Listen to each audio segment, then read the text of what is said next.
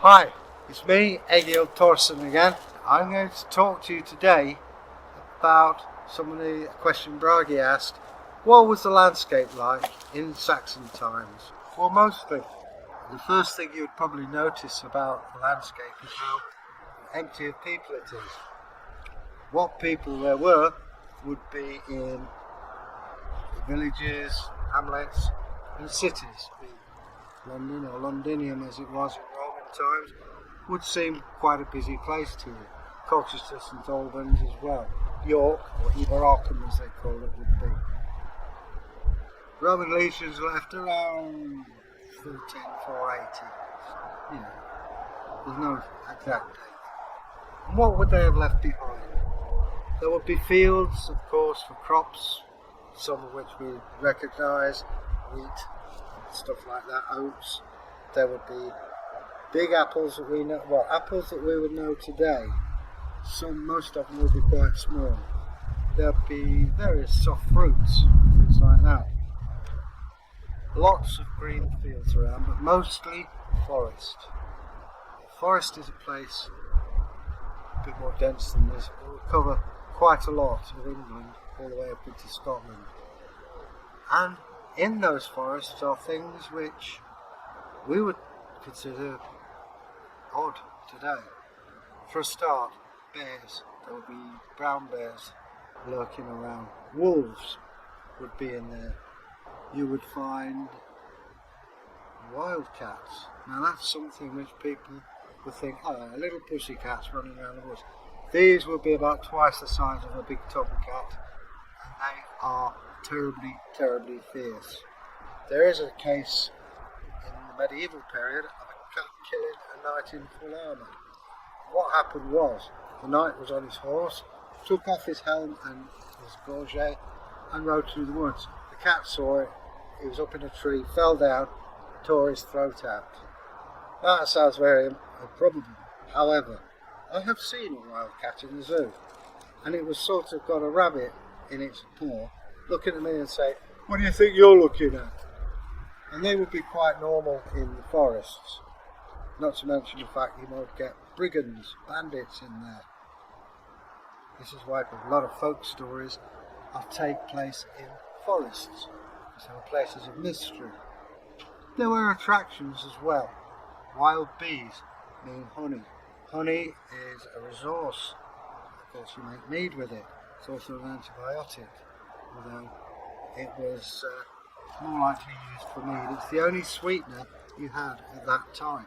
The Saxons would have looked on this as something really great.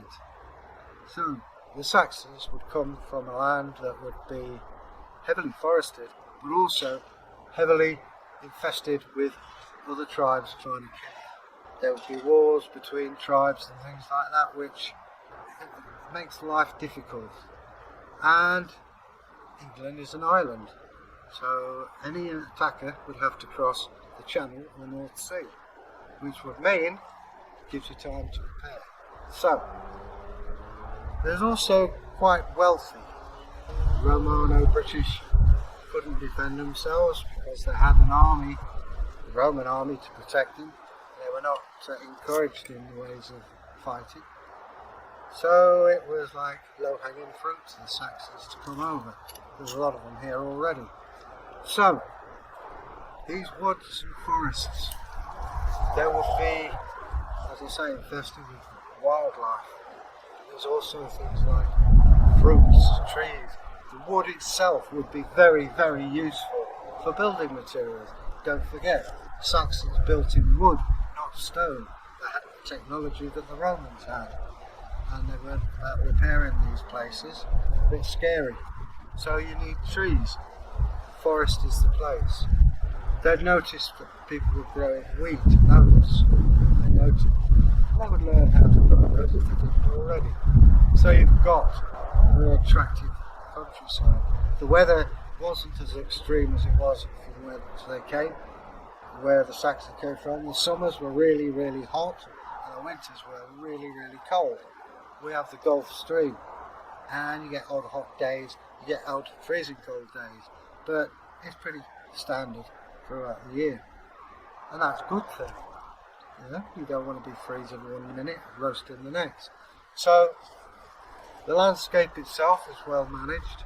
There's nobody there really to deny you any access. So, let's go and do it.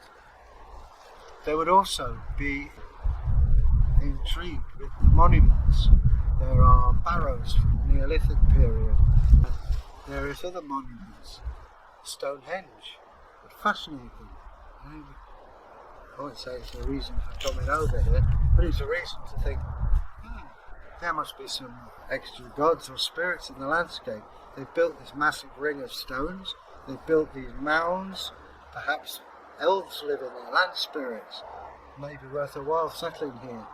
Hence, at Sutton Hoo, their burial ground is built on top of a Neolithic settlement. So, maybe that's the reason they built it. Well, anyway, that's covered the situation, I think, by and large. However, there is one little bit to add on the end. Today, when I was looking at York, so we had people who are what were called environmental archaeologists. Okay, that sounds posh. What does it mean? Quite simply, you get something like a corkscrew, and on your site, screw it into the ground, takes a core like you see them take out of cheese. And that length would have soil deposits through the ages.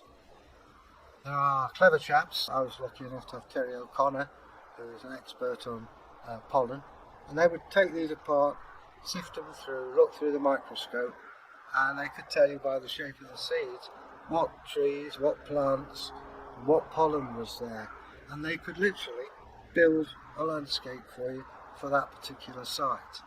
And of course they found a lot of tree pollen, which various types. I mean, I've got to be honest, I looked at this, it was in black and white, it was a hot day. Oh, this one looks like a football, this one looks like a rugby ball. But I mean, there are people who know what they're talking about, well worth listening to. And as I say, you find that there were ferns, there was ivy, there was birch trees, oak trees, a lot of oak trees, and various other deposits of organic material. And it's well worth it. Sometimes archaeologists give talks in your city. If they are, go to it. It's fascinating. It really is. Well, anyway, I've spoken enough. If you've enjoyed that and like to subscribe, press the old subscription bell there in the corner. Maybe there's subjects you'd like to have us cover, which we haven't done. By all means, drop us a comment.